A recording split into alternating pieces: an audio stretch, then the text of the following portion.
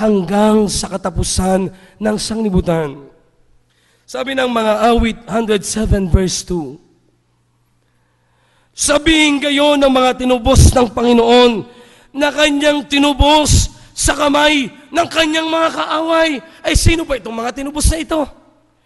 Ito'y tayo, church. Ito'y tayo. Tayo'y tinubos ng Panginoon. Saan? Sa kamay ng kaaway. Iyon ay yung kasalanan sa buhay natin. Hindi ho nakakahiya. Tingnan nyo, tumingin kayo sa akin. You see. Tumingin ho kayo ng straight sa aking mata. You look at me. Good news ito. Alam nyo, sabi po ng mga tao, pagka yung good news, ang mga tao ituwang-tuwa. Lalo na yung mga chismosa. Yung mga chismosa, huy, pare, ano kayong magandang chismis ngayon? Yung medyo umuusok pa. Share mo naman sa amin para mayroon akong ihatid doon. Di ka? Parang tuwang-tuwa yan. Mga kapatid, ay ito yung malinaw na pwede nating i-chismis sa mga tao. Oh, kaysa sa tayo mag-chismis, ay may makakaaway ka pa. Diba? Alam niyo, one time doon sa amin sa gulod, yung nag-away. Talagang sabunutan, tadyakan. Sabi mo sabi ng asawa, ay Mare, sabi mo nakita mo kung pumasok doon sa Saint Siban. Oh, sabi, yung nagsasabi, nakaganyan. Sabi nung babae, nung asawa nung lalaki sa, ay, umimik ka! Umimik ka! Ba't hindi ka umimik ngayon? Di ka? Gayon naman nga ang mangyayari Ang hirap nung gayon. Hindi mo masapit, magagalit rin sa iyo. Ayaw naman, hindi ka makapagsalita ng naandin ba? Ay mas mabuti ho ito, mga minamahal. Wala hong magagalit sa iyo. Brother Ayo, ang dami nga nagagalit sa atin. Iba ho ang pagkagalit nila. Diba? Alam niyo, one time, ako po ay, yung teacher ko sa dentistry, sabi niya, alam Mario, masyado ka lang fanatic. Ako nga itigilan mo sa iyong ibinabahagi. Sabi ni Doktor, kilala ni Ate Shirley yun. Bruwal ba yun? Basta may instructor doon na sineran ko siya. Sabi niya, tumigil ka. Ikaw ay masyado lang fanatic, Mr. Marasigan. You shut up, okay?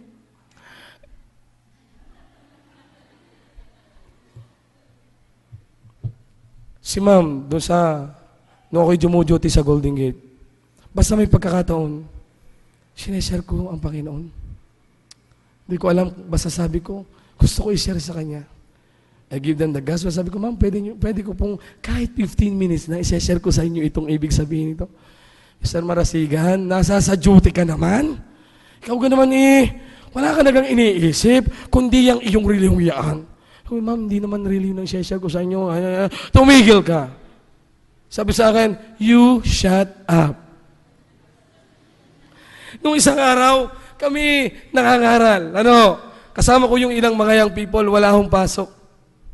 Kami huy nag-saturate dyan sa Puyo. 3 yung naging contact namin ni Lois. Si Lois habang nandun, pagka may maingay na bata, Lois, habang may nag-iingay sa tabi ko, laruin mo, sige. Kilikilitiin mo para yung ina, yung tatay na siyensyaran ko ay makaunawa. Sige na, yun ang gawin mo. Ay, hindi yun ginagawa ni Lois. Ayaw ni Lois ng... Anong ginagawa ni Lois? Share din. Nakakita naman nila ako, share pa rin. Hihiraan naman na rin. Talagang, sige na. Hala na ang Diyos. Wow! Ano yung mga minamahal? Mga kapatid, hindi yung nakakahiya ang Ebanghelyo. Ang sarap nga ho. Alam nyo, yes, sabi po dito, maraming mga pangyayari sa events na buhay natin, ako'y magwawakas na, maraming isinasaysay natin, pag magpapakasal tayo. Di ba? Ibo-broadcast natin yan, uy, ikakasal na ako! Di ba? Ay, ikaw giminalo ko na. Sabi ngayon, biro naman, iyong pag-helmet din ha, at baka yung babaeng, iyong nabingwiti, mauntog. Oh? Alam nyo, hanggang sa pamamanikan, hanggang sa kamag-anak, tiyahin, tiyo, ditso, ditse, pinsan, hanggang sa kaluluhan, kasama yan sa pamamanikan. Why? Gusto nating ideklara eh. O pagka magkakaanak, alam nyo, ilang taon ako bago nagkaanak. Sabi ko nga sa Panginoon, si Mariel, maliit pa yan, elementary pa yan. Sabi ni Mariel, Panginoon, maawa ka naman kay Kuya Ayo. Di ba'y manggagawa mo yan? Bakit hindi mo naman bigyan ng kahit isang anak lang? Bago yung mga matatanda dito, sasabihin, ay ina ko, ay bingi. Kaya hindi ko maintindihan yun. Ano ko sinasabi? Bakit daw bingi? Aba, alam niyo kung ako'y Diyos, papatamaan ko ng kidlat. Eh, hindi nga ako Diyos eh. Abagay, ito'y maalam pa sa Diyos. Ha? Mga minamahal, alam nyo, meron ho tayong responsibility. Alam nyo, may naalala akong kwento. Yung kwentong ito'y kananasan ng kamag-anak namin. Siguro mga third cousin na. Alam nyo, sabi, it's about responsibility. Yung sa pag-inom ng alak. Naalala ko lang. Sabi nung, ito'y magkapatid sila. Yung babae tsaka yung lalaki. Mayaman aring babae, aring lalaki, hindi pinalad na yumaman. Sabi nung, itong lalaking ito, habang tinitin niya na dumadaan ang panahon, talagang umuunlad ito, siya hindi. Siyempre sa puso niya, ang galing naman ng diablong maglagay ng inggit sa tao. After that, alam niyo, sabi po, hanggang sa 4 na anak, naging matagumpay. May doktor, may abogado, may CPA, seaman. Sabi nung mabait po talaga sa puso nung bunso nung kapatid. Sabi, Tiyo, bakit ka naman? Pagka kami ay may pasasalamat, ayaw niyong sumama. Tiyo, mahal naman namin kayo. Kayo'y sumama din sa amin. Gusto namin magpasalamat sa Diyos. Kasi pasasalamat din kahit hindi mananampalataya sabi, Tiyo, ako hindi nagpapano sa amin. Dito tayo maganda sa inyo. Gusto mag-inom? Inom tayong dalawa. Nung lasing na po itong batang ito, ang ginawa ho nung tiyo, dala ng grabing inggit sa buhay niya. Pinutol niya ang ulo nitong pamangkin niya. At alam niyo, para hong manok, pagayang-gayaan. Pagayang-gayaan, kasi wala yung ulo niya. Yung dugo, grabe sa paligid. Alam niyo mga minamahal, kung tayo po ay merong hiwaga ng ebanghelyo na nasa sa buhay natin, wala nang puwang ang inggit sa puso natin. Halisin nyo yan. Hindi kayo pagpapalain ng Diyos. Mga kapatid, tingnan nyo, ito yung tanong. How can we become a better steward of the gospel of Jesus Christ? Simple lang. You must know exactly what is this gospel. Ipamuhay mo. At huwag mong ipanatiling nasa sayo lang. Ibahagi mo. Tayo pa mag-pray. Let's pray. Dakila naming Diyos ngayon pong gabi. Lord, sinabi ko po ang alam ko ayon sa iyong salita. I know I am far too limited sa iyo because I am just rational being. But Lord, lahat kami po ay pinagkatiwalaan nyo ng Ebanghelyong ito. At ngayon, Panginoon, ngayong gabi, ito lang po ang tanong ng inyong mensahero.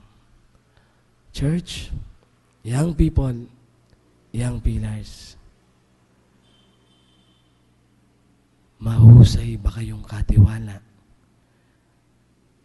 ng isang napakahiwagang ebanghelyo na nasa sa inyo? Now, kung ang prayer nyo sa buhay nyo, Brad, Salamat sa mensahe. Thank you, Brad, for reminding me about the mystery of the gospel. Sama mo naman ako sa prayer. Gusto ko at panalangin ko sa buhay ko na maging mahusay akong katiwala. Ito lang po yung imbitasyon na aking ngayong gabi. Kung yan po ang inyong panalangin, itaas niyo po ang inyong kamay. Brad, sige na. Isama niyo ako. Isama niyo po ako. Sige po. Nais niyo ho ba? Ito ba'y panalangin niyo sa buhay niyo? Tumayo po kayo. You stand up. Come on. Stand up to be recognized. Ba't kayo mahihiya? Makakalungkot tayo. Pinapatayo dahil gusto ng Diyos makita kung gaano ka katotoo sa iyong sinasabi. Come on. Iintayin niyo pa ba? Come on. Yun yung prayer ninyo. Brad, I want to be a better steward of this mysterious gospel. Gusto ko ito. Come on. Marami kayong pagkukulang. This is high time. Lord, sorry po. Pero gusto ko pong maging mahusay. Gusto ko pong sa kabila ng maraming pagkukulang ko sa iyo. Minsan, ikinakahiya kita. Pero Lord, sige na. Tulungan niyo po akong maging matapang this time. I want this gospel, hindi lamang ipamuhay, malaman, but I want this gospel to be shared to other people that are lost. Salamat po. Dakilang Diyos, ngayon pong gabi, ako po ay nagpapasalamat sa iyo. Salamat po sa mensahe na pinagkaloob mo sa amin. Panginoon, I'm praying for our church, especially for those people na tumayo. Lord, pagpalain niyo po ang buhay ng mga taong ito. I know deep in their hearts, meron silang longing, Panginoon. Hindi ko alam. Pero kayo po ang kumatagpo sa buhay nila. I-empower niyo po ang buhay niya sa kanilang mga plano, sa kanilang mga pag-aaral. Lord, sana palagi mong sindihan at lagyan niyo ng alat palagi ang buhay nila upang ang ebanghelyo na aming tinanggap ay hindi tawanan ng mga tao. Panginoong Diyos, pagpalain niyo po at basbasan ang buhay ng mga taong ito. And I dedicate them, O Lord, to you. Sana ang banal na Espiritu Santo, whatever their longings are, anumang maaring kahinaan, anumang maaring mga problema, anumang mga naisin, Panginoon, anumang mga plano na mas lalong magpapabuti ng buhay nila. Lord, yun po ang gawin yung basbas ayon sa mga salita at mga bersikulo na aming binuksan sa gabing ito. Panginoong Diyos, ibinabalik lang po namin ang lahat ng ito sa iyo. Purihin po kayo. Ito po'y dalangin namin sa dakilang pangalan ng aming Panginoong Jesucristo